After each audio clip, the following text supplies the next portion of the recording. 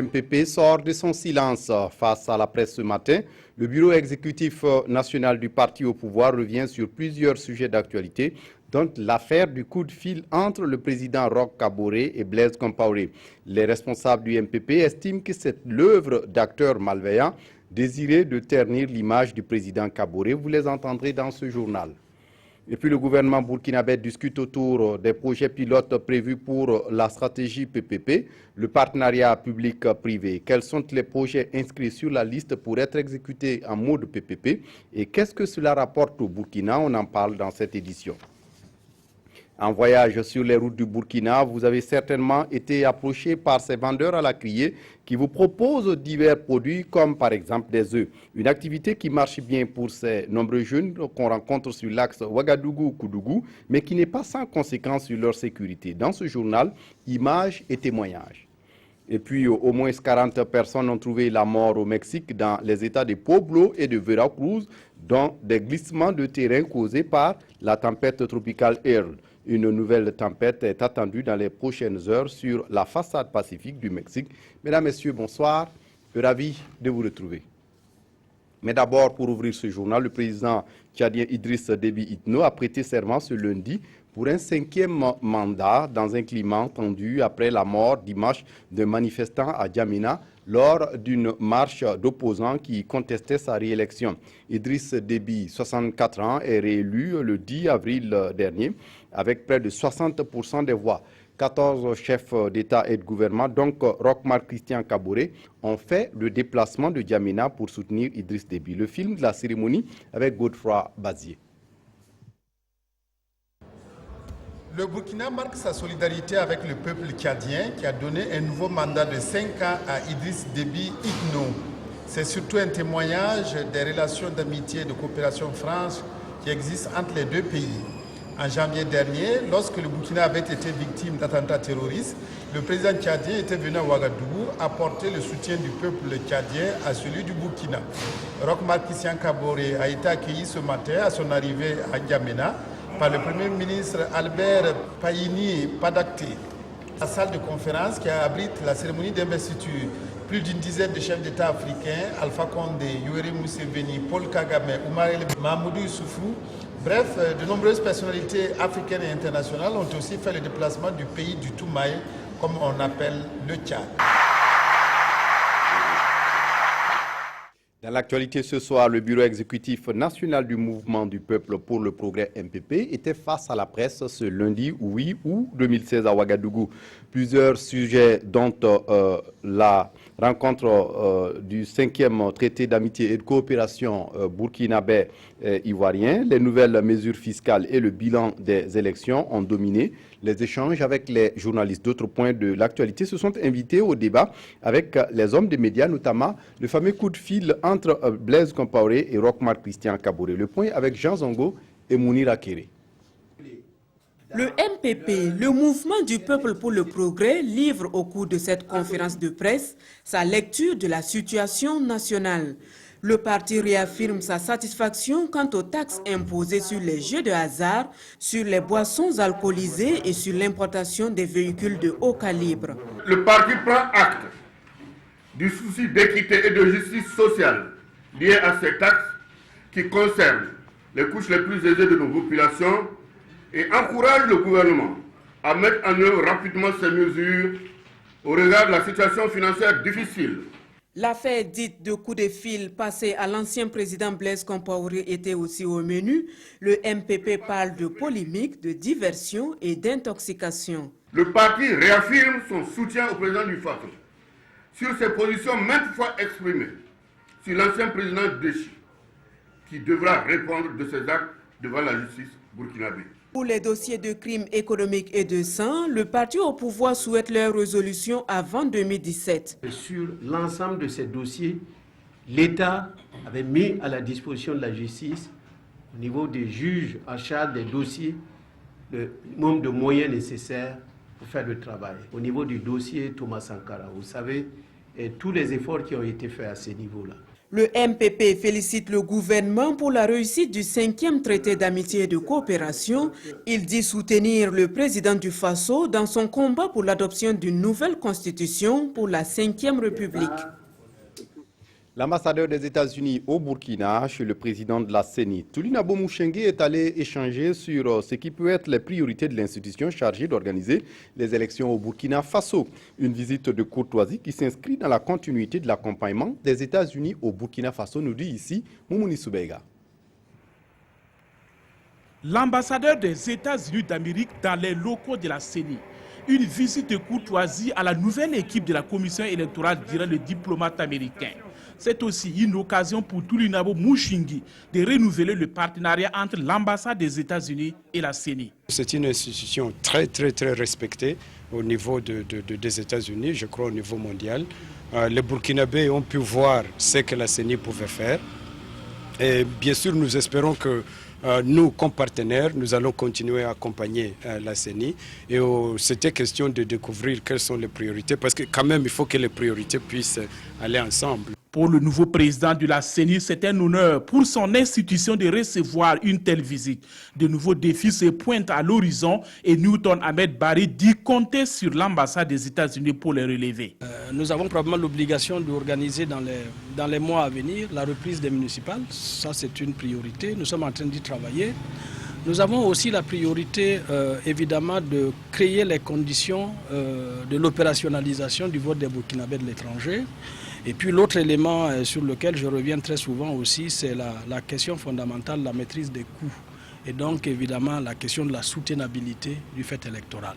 La sécurisation des élections, le transport des données et des technologies pour la publication des résultats des élections dans un bref délai sont autant de soutiens dont a besoin la CENI pour réussir l'organisation des scrutins au Burkina, selon Newton Ahmed Barry.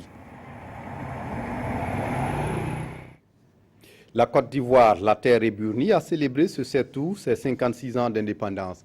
Moment de réjouissance auquel a voulu s'associer le gouverneur de la région du Sud-Ouest au Burkina.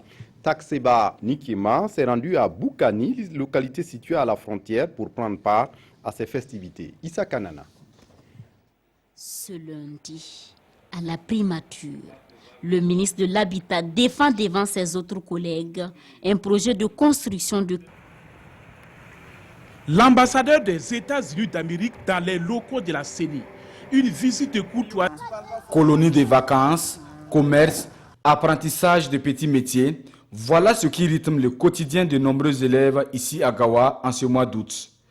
À côté de ces élèves, cette période de vacances est une aubaine pour d'autres de renforcer leurs capacités en suivant des cours de vacances dans la perspective de bien préparer la prochaine année scolaire. En faisant les cours de vacances, ça peut m'amener à participer en 4e l'année prochaine. Ça peut aussi me donner des idées pour m'exprimer à mes études. J'ai choisi de faire le cours de vacances pour ne pas rester les bras croisés à la maison, pour que l'année 2016-17, que j'arrive à me passer en classe supérieure. Pour ces cours d'appui, l'accent est mis sur le français et les matières scientifiques. Des disciplines dans lesquelles les élèves rencontrent de sérieuses difficultés, aussi bien au primaire qu'au secondaire, selon les encadreurs. Ce sont des disciplines qui causent d'énormes problèmes aux enfants. La disposition des opérations, la résolution des problèmes. Nous allons d'abord évaluer ce que nous avons donné en classe. Également, il y a des évaluations qui vont aller jusqu'à la fin de l'année scolaire pour voir quel a été l'apport des cours de vacances. Si les élèves ont eu un gain, donc on va essayer d'évaluer tout ça là pour pouvoir faire un bilan. Voir maintenant qu'est-ce qu'il faut faire pour les éditions à venir.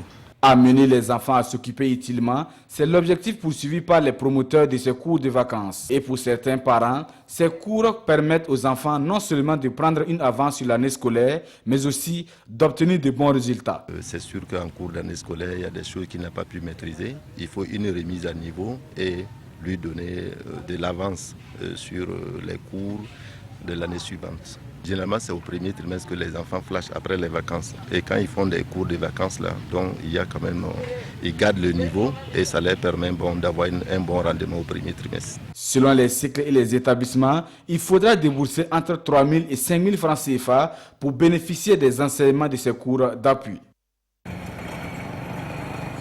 Technique dans le cours de ce journal, vous l'aurez compris, pour cette période de vacances, ils sont nombreux, ces élèves qui utilisent leur temps pour des cours de soutien scolaire. À Gawa, dans le sud-ouest, par exemple, une de nos équipes a pu s'intéresser à ces enfants qui préfèrent des vacances studieuses. Ali Sagnon et Isaka Nana ont signé ce reportage pour nous. Nous retrouverons le gouverneur du sud-ouest dans nos prochaines éditions. Le gouvernement burkinabé discute autour des projets pilotes prévus pour la stratégie PPP du pays.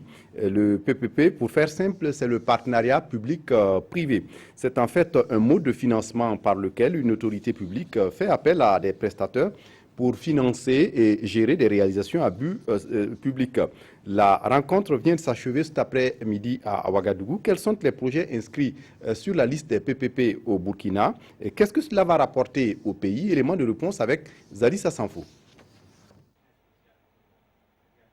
Ce lundi, à la primature, le ministre de l'Habitat défend devant ses autres collègues un projet de construction de 40 000 logements à l'image de Maurice Bonani. Tous les ministres ici ont chacun défendu des projets qui leur sont chers et qu'ils estiment prioritaires. Des projets qui, une fois retenus, vont être inscrits dans le processus de financement du partenariat public-privé. Il y a deux implications majeures. La première, c'est que nous allons pouvoir commencer l'exécution de ce projet immédiatement, sans attendre la recherche d'hypothétiques financements. Mais la deuxième implication, c'est que nous restons dans le cadre bien compris de l'appel à concurrence. Pendant plus de 7 heures d'horloge, ce sont 69 projets qui ont été passés au peigne fin. Nous avons pu inscrire le projet donc de recrutement de 5 producteurs indépendants pour la réalisation de 5 centrales solaires qui avaient déjà été autorisées par le Conseil des ministres. Nous avons également un autre projet de production d'électricité conventionnelle dans la partie Est, à la sortie donc de Ouaga, pour pouvoir produire donc une puissance équivalente de 100 à 150 MW en fonction donc du type de technologie que le promoteur pourra nous proposer. Passé l'étape de la sélection, tous les projets retenus comme prioritaires vont être centralisés dans un document pour être soumis aux partenaires financiers. Et rendez-vous est pris dans 3 semaines pour connaître les projets sélectionnés. Et puis je vous le disais en titre, en voyage sur les routes du Burkina, vous avez certainement été approché par ces vendeurs à la criée qui vous proposent divers produits comme par exemple des œufs. Une activité qui marche bien pour ces nombreux jeunes qu'on rencontre sur l'axe Ouagadougou-Koudougou. Mais aussi une activité qui n'est pas sans conséquence sur leur sécurité, nous dit ici Draman Dadia et Issa Kafando. Ça coincé sur la route nationale numéro 1. Ils sont nombreux, ces vendeurs d'œufs qui prennent d'assaut les abords de la route à longueur de journée pour écouler leurs produits. Parmi eux, des élèves. Pendant les vacances, comme ça, nous aussi, on traîne avec ces œufs pour pouvoir, pour que ça puisse nous aider pendant la rentrée, quoi. Voilà, pour ne pas fatiguer nos parents. Aujourd'hui, j'ai demandé plus de 3 000. Je peux dire que c'est bon, puisque peut-être d'ici demain, je peux vendre par exemple 5 000. Mokhtar Kwanda a fait du commerce d'œufs et de volailles son activité principale il y a maintenant une quinzaine d'années.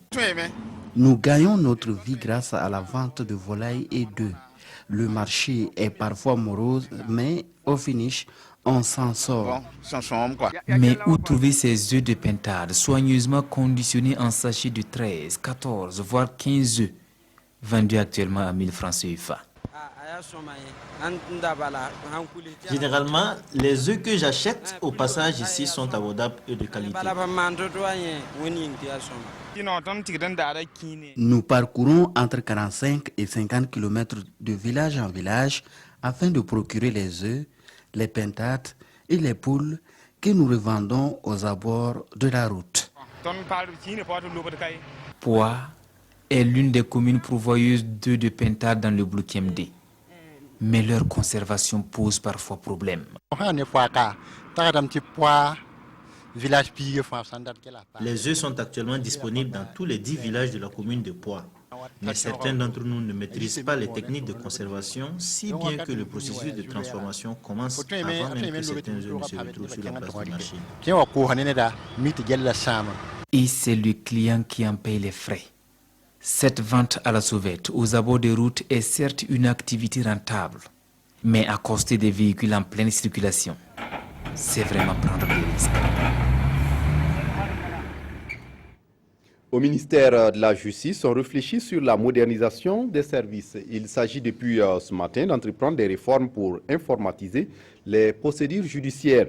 La réflexion se mène au cours d'un atelier qui est destiné à lancer le processus d'élaboration du schéma directeur informatique du ministère. Mais avant, il faut faire le point sur l'existant, notamment la situation des directions, des juridictions, de l'administration pénitentiaire et de l'inspection technique des services. Kadi Sanogo.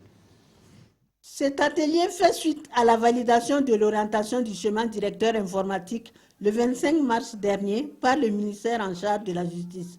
Cette phase consiste à faire connaître cette orientation aux différents acteurs et à les informer de la composition de la structure administrative et technique qui encadre l'élaboration du schéma directeur informatique. L'objectif visé consiste à élaborer le schéma directeur informatique du secteur de la justice et des droits humains. Depuis un certain temps, le ministère a apporté avec l'appui de l'Union européenne d'informatiser les différentes structures de la justice, depuis l'administration centrale jusqu'au niveau de commission, une plus grande efficacité. Donc il y a des experts qui ont été commis à ce travail, qui ont élaboré le scénario. Faisant ce scénario-là, il va être proposé aux participants pour recueillir les amendements. Ce projet a bénéficié de l'appui financier de l'Union européenne. La gestion de la justice, c'est un appui au management, au mode d'organisation des tribunaux, afin qu'ils soient plus rentables, qu'ils rendent des jugements dans des délais plus rapides. C'est une des difficultés que la population relève tout le temps, c'est le temps que ça prend la justice. Donc on va essayer d'appuyer, de trouver avec les magistrats des méthodes pour que ça aille plus vite. Cet atelier permettra aux acteurs de la justice de mieux comprendre et de s'approprier la méthodologie permettant de définir et de valider les différents livrables pour une mise en place réussie du schéma directeur informatique. En cinéma, d'ici à septembre 2016, si tout va bien, vous aurez sur le petit écran une série de 52 épisodes sous forme de gag. Voilà à faire, c'est le titre de la série que vous propose le réalisateur ghanéen Boubi Kouk et qui revient sur des faits de société. Haruna Maré et Mokhtar Ouedraogo étaient témoins du clap du lancement, témoignages et images. Voilà à faire, Ce clap électronique de tournage donné, ce sont au total 52 épisodes de la nouvelle série Voilà à faire qui seront réalisés. Chaque épisode a une durée d'1 à 3 minutes. Le film est un miroir du quotidien sur fond d'humour. C'est un projet mis en route par Boom Media, une structure de production audiovisuelle qui se lance désormais dans le 7e art. Ah, Chier, il m'a semblé en fait. Depuis là, tu me fais tourner. J'étais déjà là. Mais depuis là... Je vais me fâcher. Non, ne te fâche pas. C'est le quotidien des Africains. C'est pas quotidien africain, c'est pas forcément burkinabé, c'est africain. Moi, je suis un Ghanéen, donc j'ai amené un peu de Ghana. Il y a des conseils dedans, surtout il y a des couples, il y a la famille, il y a l'école, il y a tout quoi. Boubi Kouk est un réalisateur ghanéen installé au Burkina depuis une dizaine d'années. Son film vient ainsi enrichir la production nationale. J'ai eu l'occasion d'échanger, de discuter avec les promoteurs. J'ai vu un peu le concept. Je ne dirais pas que c'est innovant parce que les gags, on en a déjà fait, mais de par la qualité, de par la façon de narrer les histoires à travers ces différents gags, j'ai senti une certaine innovation. Et pour qui connaît Boom Media également, ils font un travail de qualité. Plusieurs chaînes de télévision sont déjà intéressées par la série. Voilà à faire sera disponible dans 2 mois. Son budget se chiffre à plus d'une dizaine de millions de francs CFA. En littérature, Moussa Sanou signe son 2e essai politique. Renouveau du Burkina Faso, Roch est-il l'homme de la situation? C'est le titre qu'il nous propose. Après la page de la transition politique, le jeune auteur s'interroge sur les chances du président Roch-Marc Christian Kaboré, qui a remporté la présidentielle de novembre 2015 au Burkina, à transformer le rêve des Burkinabés qui ne demandent qu'à vivre heureux. La dédicace de l'ouvrage est intervenue ce 28 juillet à Bobo-Dioulasso en présence de Moumouni Barou. À moins d'1 an, l'écrivain journaliste Moussa Sanon met à la disposition des lecteurs son deuxième essai politique intitulé « Renouveau du Burkina Faso, Roch est-il l'homme de la situation ?» L'œuvre parue aux éditions L'Harmattan comporte 172 pages réparties en 9 chapitres. Le président Roch, Marc-Christian Kaboré, est-il vraiment l'homme qui incarne le renouveau au Burkina Faso? C'est la question qu'elle soulève. C'est une question que je me pose, que beaucoup de gens aussi se posent. Il y a eu l'insurrection, il y a eu le retour à l'ordre constitutionnel normal. Roch Marc-Christian Kaboré, comme tant d'autres candidats à l'élection présidentielle, avait aussi fait des promesses. Le temps maintenant est venu de le juger sur le terrain. Et comme nous sommes habitués au discours des politiciens, ce qu'ils disent, ce n'est pas ce qu'ils font. Donc il faut bien qu'on s'interroge. La dédicace de l'œuvre a mobilisé la présence des parents, des confrères, des organisations de la société civile et bien d'autres invités. Et tous sont unanimes, le journaliste écrivain mérite des félicitations. Vraiment, il a eu ce mérite-là et c'est une interrogation quand même qui taraude l'esprit de pas mal de Burkinabés. Est-ce qu'il ne faut pas aussi essayer de montrer aux Burkinabés comment est-ce qu'ils doivent faire pour accompagner ce nouveau régime? Moussa Sanou assure que la prochaine œuvre va aborder la question de la communication dans la ville de Sia, une ville qui connaît justement des difficultés dans le domaine de la vie de l'écrivain. À l'étranger, le leader de Boko Haram, Aboubakarou Shekaou, promet le feu à ses adversaires dans une vidéo diffusée dimanche soir. Il promet ainsi intensifier ses combats, balayant les divisions internes du groupe islamiste nigérien révélé la semaine dernière. La vidéo, un enregistrement de 24 minutes, est une nouvelle réponse à un entretien d'Abou Moussab al-Barnawi dans Al-Nabab, hebdomadaire officiel de l'État islamique, où l'homme était présenté mardi comme le nouveau wali, c'est-à-dire le chef du califat de l'Afrique de l'Ouest. Je vous le disais en titre également, au moins 40 personnes ont trouvé la mort dans les États mexicains de Pueblo et de Veracruz dans des glissements de terrain causés par des tempêtes tropicales, ont annoncé les autorités dimanche 7 août. Selon le gouvernement de l'État de Pueblo, 29 personnes ont été tuées lorsque leurs maisons ont été ensevelies. Dans l'État de Veracruz, 11 personnes sont mortes dans des circonstances semblables. En 24 heures, il est tombé ici autant de pluie qu'en une année entière. Au Mexique, au moins 40 personnes ont trouvé la mort dans des glissements de terrain causés par la tempête tropicale Earl. Les habitants parlent de pluies diluviennes. Des milliers de maisons ont été ensevelies, les torrents de boue ont coupé les routes, provoqué l'effondrement de plusieurs ponts et engendré des coupures de courant.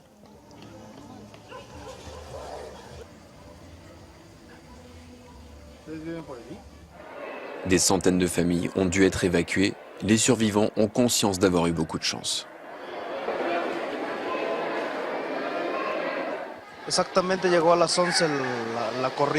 L'eau est arrivée à 11 h et elle a détruit toutes les maisons.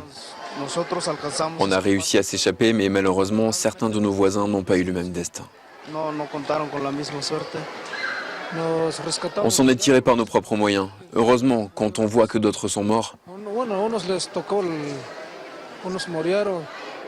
À peine la tempête Earl passée, le Mexique attend une nouvelle tempête tropicale baptisée Javier. Elle devrait passer sur la façade pacifique dans les prochaines heures et pourrait se renforcer au point de se transformer en ouragan. Et puis en Syrie, rebelles et régimes ont dépêché lundi d'importants renforts en hommes et en armes à Alep et ses environs, en préparation d'une bataille cruciale pour le contrôle de la deuxième ville de Syrie, dont l'issue constituerait un tournant dans la guerre. Dimanche, les groupes rebelles et des djihadistes ont annoncé le but de la bataille pour s'emparer de la totalité d'Alep. Cet intense combat à Alep, l'armée syrienne garde malgré tout la haute main. La bataille d'Alep s'intensifie en Syrie.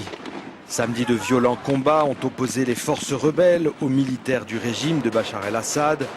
Mais dimanche, les forces syriennes ont mené de nombreux raids. Avec l'aide de l'aviation russe, c'est un déluge de feu qui s'est abattu sur les quartiers rebelles.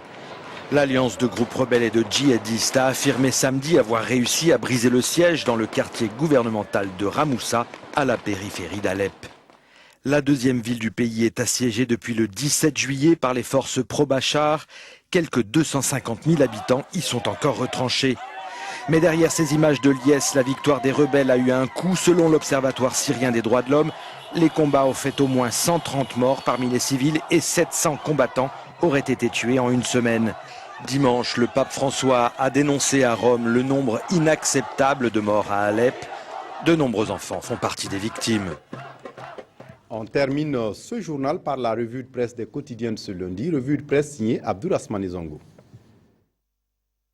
Sortira pas de la maca, Herman Yamugo fait quelque part le chou gras de la presse qui se livre une certaine bataille de vérité.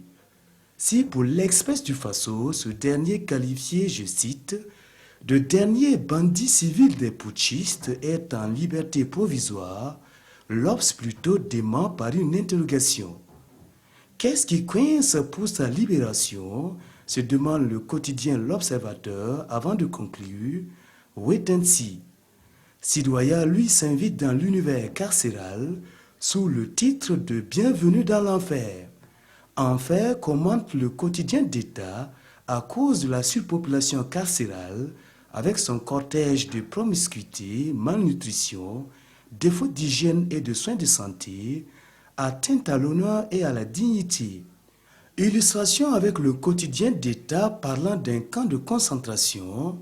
1000 personnes sont détenues dans un bâtiment d'une capacité de 800 places. De l'enfer, faisons un détour au paradis, enfin presque, selon les dernières nouvelles du Faso, pour qui la saison est généreuse dans le Grand Orient du Burkina, en l'occurrence dans la région de l'Est.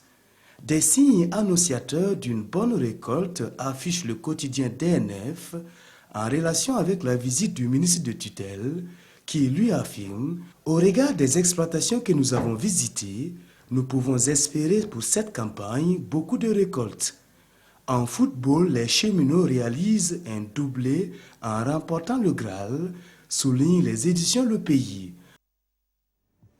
C'est tout pour ce journal. Merci de votre attention. Très bonne suite de programmes sur la RTV. Au revoir.